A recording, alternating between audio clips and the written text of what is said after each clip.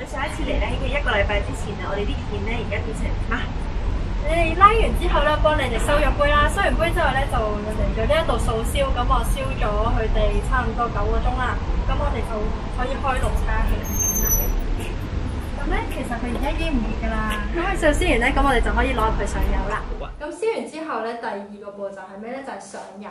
咁上油咧，我哋有好多唔同嘅油俾大家揀啦。咁我哋面前咧呢隻油咧就會有多啲變化嘅。咁我哋首先咧就打開罐油先啦。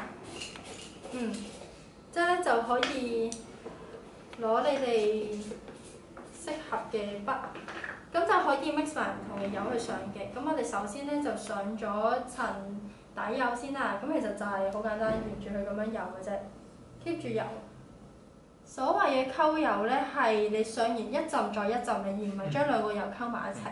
因為每一款油咧有唔同嘅 chemical 嘅，咁如果你亂咁將佢溝埋一齊，咁有機會佢會溶得超快啦，咁佢可能喺個窯度滴晒出嚟，或者咧有機會可能佢 chemical 唔夾啊，咁可能就會裂啊，或者有其他唔同效果。咁當然都會有啲意想不到好嘅效果啦。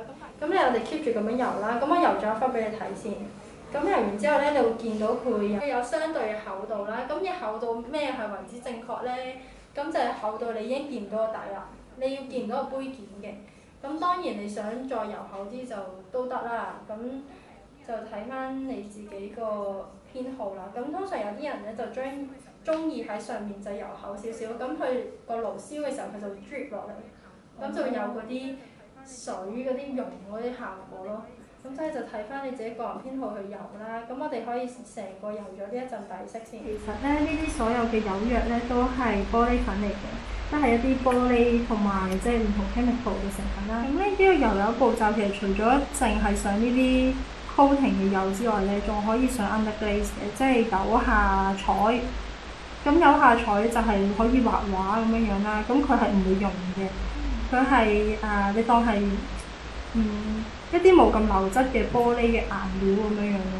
咁你就油完個底之後，再上一陣透明油咧，佢就可以即係你就會見到佢好似有出面有陣明面，但下邊有你啲畫喺下邊咁樣。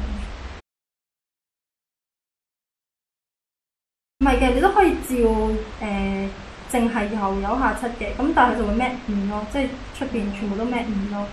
咁但係通常例如因為呢啲片係會吸水㗎嘛，咁如果你係想用嚟做食器嘅，即係例如飲水嘅或者係擺嘢食嗰啲咧，咁我哋建議都會溝翻一層嘅油喺出邊，咁玻璃防水㗎嘛，咁你自然啲水就唔會漏啊或者咩咯。佢有個特性就係會吸水咯，即係佢係做一個生件嚟嘅。咁佢咧，你當佢啲毛孔咧燒完之後放大咗，咁所以咧佢就可以吸到好多嘅水分喺入邊咯。咁所以你油啲嘢上嚟，其實係會瞬間咁乾。我而家盡量都係撈翻同一隻牌子嘅油落去咯。咁佢即係唔啱嘅機率就少啲。如果你就係油喺嗰邊咧，咁到時燒嘅時候咧就會慢慢溶咯，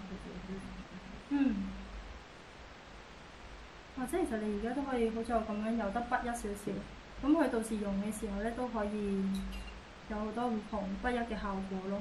我自己中意筆一啲嘅效果嘅，咁但係有啲人咧都好中意啲 sharp 啲嘅，即係勁 sharp 嘅效果都有。